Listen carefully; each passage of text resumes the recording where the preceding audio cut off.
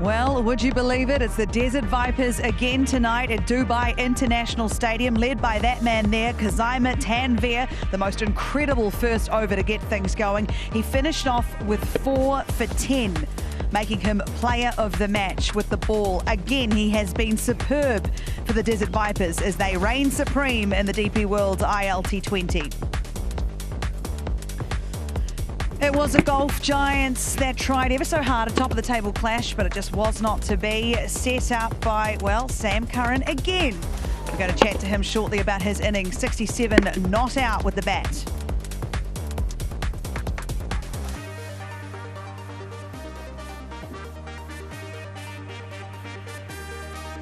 So a really solid victory for the Vipers. We've seen them scraping through and finding ways to win tonight. It was an all-round good victory and they win by 8 wickets.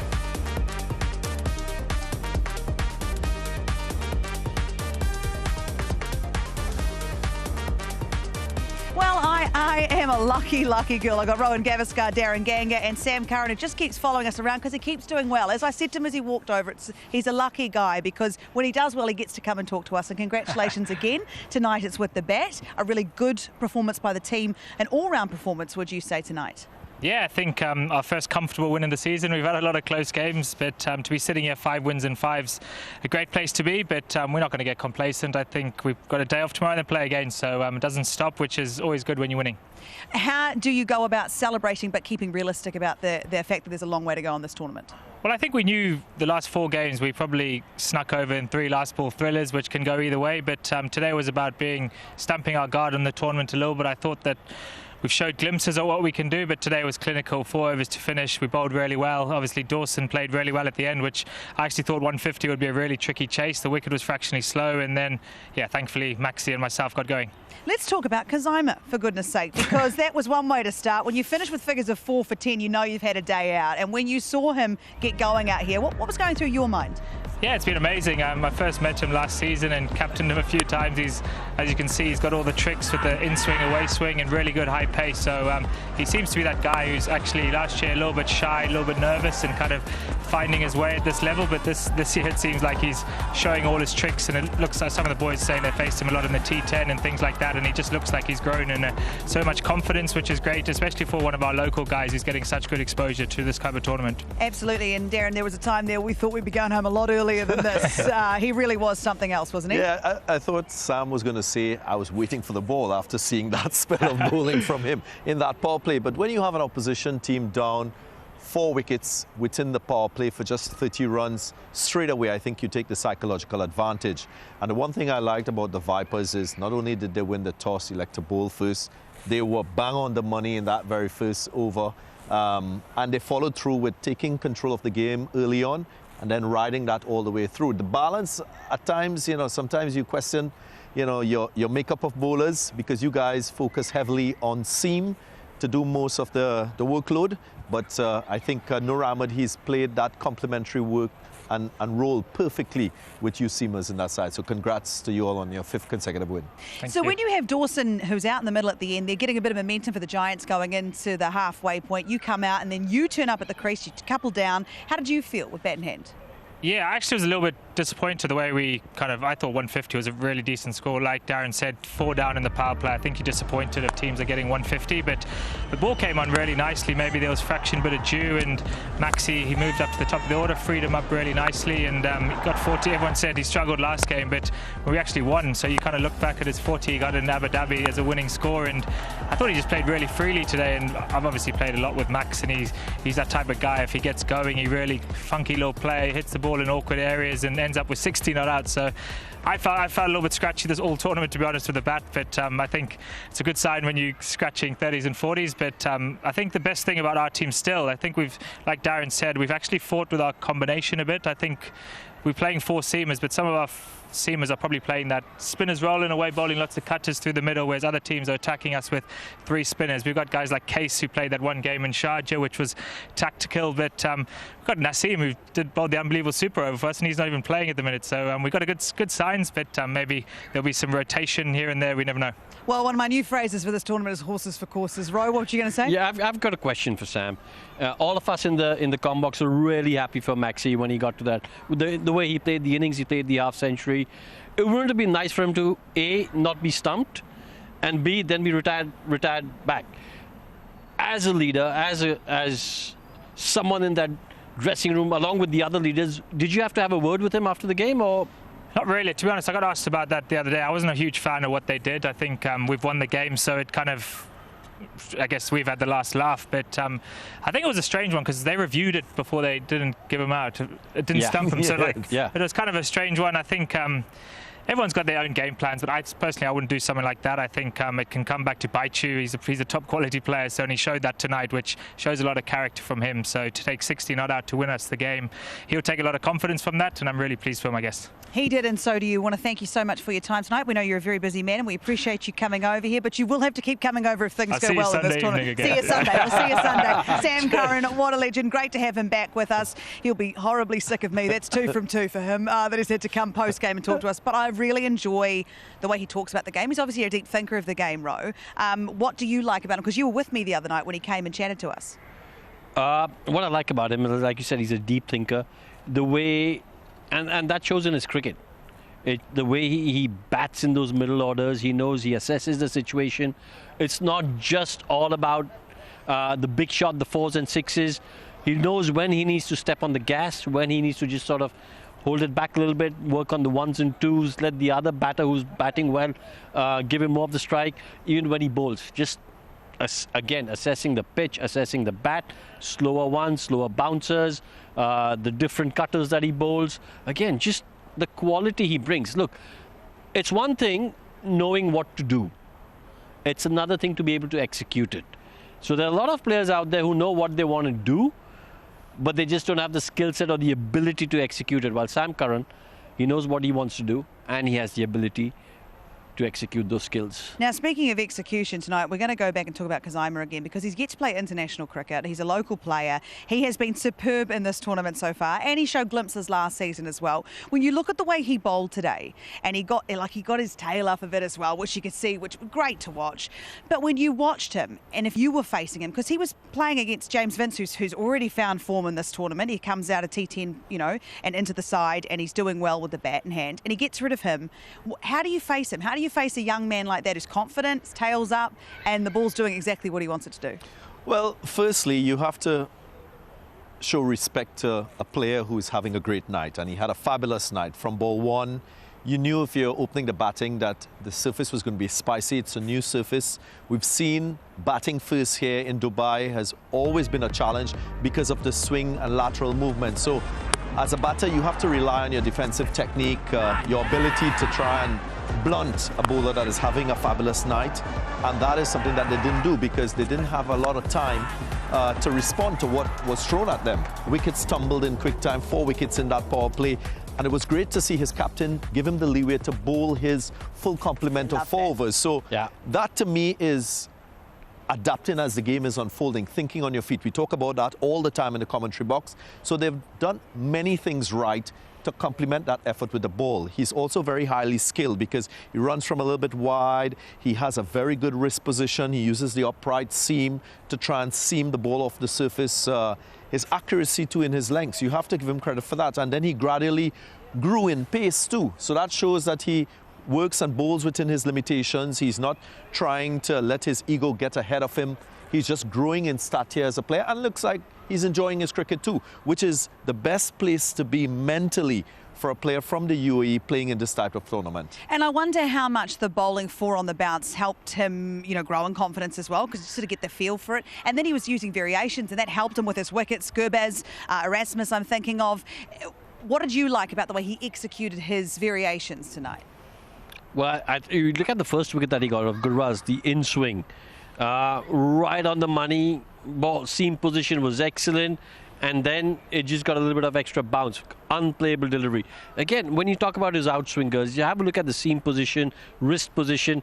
He was in the zone when he was bowling tonight, and that is why I thought the decision to bowl 4 on the trot was outstanding.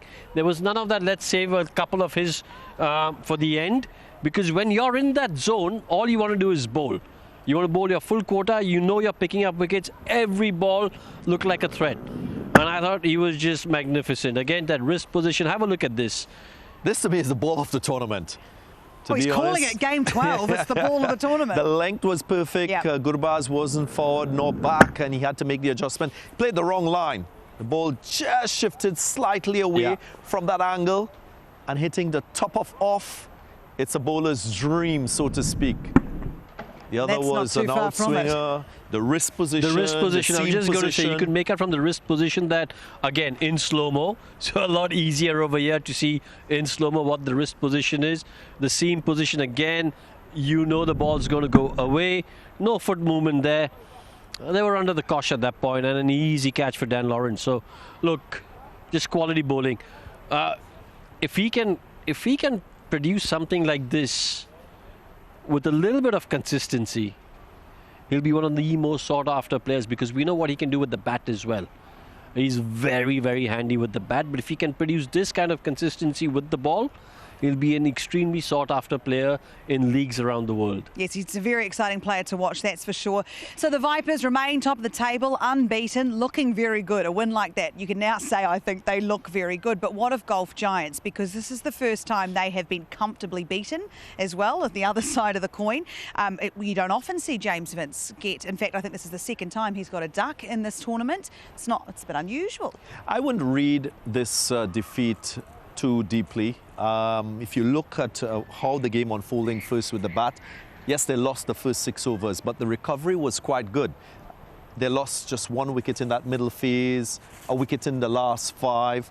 They were very good, I think 56 runs in the last 5 overs, brought themselves back in the game by getting to in excess of 150. So for me, it shows character, it shows resolve. We know that here, losing the toss is a disadvantage because there's something in the surface. So the last thing you want to get is into a little bit of a panic. And if you look at their all-round game, it's great to see their lower order getting a chance to bat.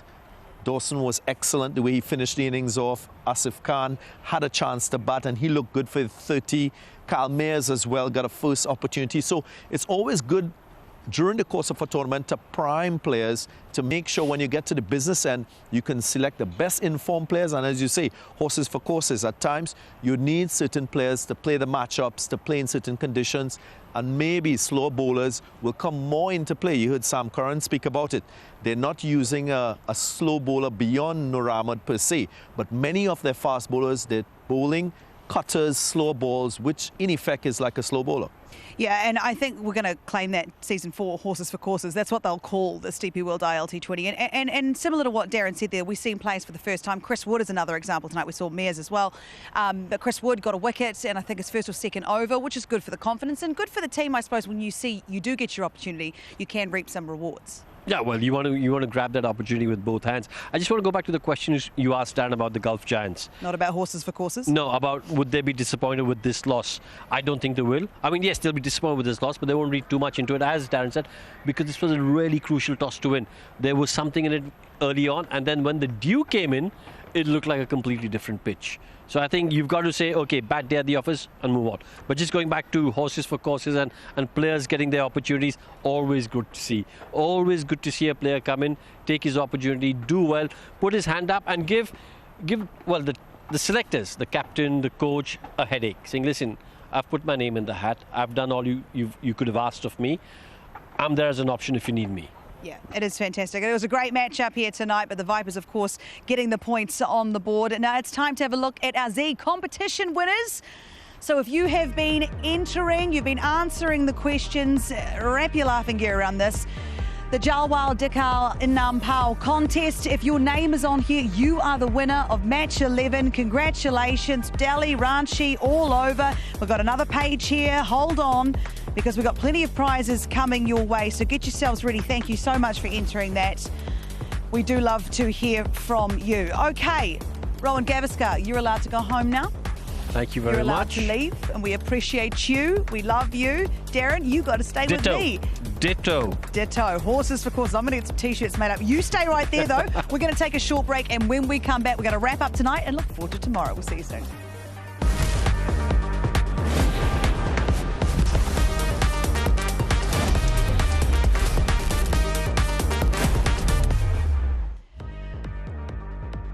Welcome back to Cricket Safari. As you can see, after tonight's matchup, the leaderboard has not changed. Well, it has, and it's just the Desert Vipers have got 2 more points. They have beaten the Gulf Giants by 8 wickets here at Dubai International Cricket Stadium. A great all-round performance for the Vipers, probably the first of the tournament so far. Joining Ganga and myself is Mike Hazeman. And Hazy, what did you make of this matchup? It was billed as a big one, obviously a top-of-the-table clash, but did it live up to its billing? Look, it did from individual performances. You guys have talked about Kazima. I thought he was a sensation, and I think when someone does that and just blows a team away, it makes it really tough from there. And I think they did pretty well to get to 157. But then to get to 157, they needed to make sure they got wickets early, and someone had to bowl very well right at the top and keep things nice and tight, and that didn't happen. So it was always going to be as soon as they started getting runs quite quickly, I thought from that moment on it was going to be a fairly easy ride for the Vipers, and it's snakes alive. Snakes alive, fangs out, you name it, they're doing it. Look, when you talk about those individual performances, Sam Curran touched on it. His partner, Holden, at the other end with the bat, I think he got 67, 64 in fact. What did you like about the way he constructed his innings? Because he had to work for it in the end. The way he sees his opportunity as someone opening the batting to lost for Kazima, and he didn't look like he was under pressure to score runs and make use of the opportunity. He was very relaxed in his approach, not afraid to be inventive like on that occasion. Just playing ball on merit. Sometimes you can overthink as a batter in T20 cricket because you're thinking about your strike rate, you're thinking about staying ahead of that required rate, so it can make you do funny things and you move out of your equilibrium and space as a batter. That didn't happen with that innings, so that's a great positive for him. The other thing is that psychological negative over his head from being retired out in the last game. For him to conquer that, to me, speaks volumes of his character and his mental state to rise again, to come and deliver an innings where he struck over 150 and then played a match-winning innings, you can say, because you don't often see a century-run partnership with 2 batters, especially when they're batting at the top of the innings, chasing in excess of 150. For him to have that stick-to-itiveness, to finish the game and cross the line, he definitely on the right path to excelling further. And the other thing about him, Max Holden, I mean, the Vipers are a good unit, so they would have taken him aside, they would have a proper conversation to him about what he needs to do. I mean, it's not great being retired, you know, he was struggling middle, but it's not great. And it's a different track there, so that is a different game when you go and play in Abu Dhabi. But, you know, people like Tom Moody and whatever, they would have sat him down, Foster, the coach, they would have had a good, Neil McKenzie as well, would have had a good chat with him and would have told him what he needs to do and how he needs to get it right. And so that was his chance today to do that, and he covered those bases beautifully. So I think well done to Max Holden, because it's, I mean, that must have been quite tough, really. I mean, you don't want that to happen to you as a player. So to come out and play like he did today, I think must be really rewarding for him. Yeah, that's really cool to see, because it would be a bit of a dent in the ego. Yeah. We've all got one, and then when something like that happens, and for you to come out and prove your worth today, deserves a beer after that, I think, and so do we, almost. Not yet. The DP World ILT20, it does roll on, and we head into tomorrow, and it's another big matchup. It, of course, is ADKR out in Abu Dhabi, and they are taking on the Dubai Capitals. An interesting matchup in the grand scheme of this competition. Who is your money on, Darren Ganga? I can't say, because they've been short of victories in this tournament. That's Shanika, new captain for the Capitals. Remember, the Capitals are the defending champions too, so they're carrying that reputation. They'll need to deliver, get points on the board. Abu Dhabi Knight Riders, I really can't wrap my head around why they're not being successful as a team. You look at that lineup: Phil Saul, Alex Hales, Andre Russell, Sunil Narayan, Jason Holder. It's a team of stars, and yet they struggle to bat consistently. They struggle to get it right with the bowling. At the moment, it's in shambles, and they really need a win to get their campaign back on track. And one of the superstars they will be looking for to that is Alex Hales. We had a bit of fun with him before the tournament started. Alex Hales, welcome to This or That. Weights or treadmill? Well, look how skinny I am, probably neither. But if I had to choose, I'd go weights. Instagram or Snapchat? Instagram. Calling or messaging? Messaging. Rice or pudding? Pudding. Wake up early or wake up late? Wake up early. Score a century or take a fifer? Well, I've never taken a fifer, so I'll have to go fifer. Tendulkar or Lara? Oh, I can't annoy 1.4 billion people, so I'm going to have to go Sachin Tendulkar. Spicy or mild? Spicy. Room service or going out? Room service. Dogs or cats? Both. If I had to choose, dogs. Tea or coffee? Coffee. Tidy or messy? I want to be tidy, but I'm just not messy. Cake or ice cream? Ice cream. Sing or dance? Neither. Sing. If I had to pick, I'm such a bad dancer. Sing. So are you going to sing for us then? No. You really don't, honestly. Everyone will click off it straight away. Money or love? Oh, can you have both? You pick love, don't you, all day? And finally, win another trophy or go for a romantic holiday with your wife? Oh, how can you do that to me? Well, I just picked love over money, so I'll take the trophy and then take my wife away with the prize money. Is that allowed? He covered most things, didn't he? He covered most things. He's a smart guy. Very interesting. Love or money. You get one, you'll probably get the other. Hazy, but for you, for that competition, it'd be great to see Alex Hales. It'd be great to see him stand up with the bat. He loves this competition. He loves these venues. How important will he be to get ADKR across the line? He will be very important. I mean, I saw them get the 233 in Sharjah on a flat batting track, which is good. This is not going to be a flat batting track. It's a tough track to hit boundaries on, tough track to hit sixes on, importantly. But the Knight Riders, that's what they tend to sort of play off. So if he gets going at the top, then the rest will follow as well, I think, to a certain extent. But the surface is going to be the factor which is going to come into play a lot, I think, tomorrow, which might just nullify things a little bit for both teams. But I think Knight Riders will win tomorrow. They'll be on a roll starting tomorrow. Okay, well, we got one pick in Knight Riders. We got one pick in Capitals. Who do you pick? You don't have long to wait to find out who is going to take the points in that competition. The DP World ILT20 continues. Thank you for joining us tonight. We will see you tomorrow.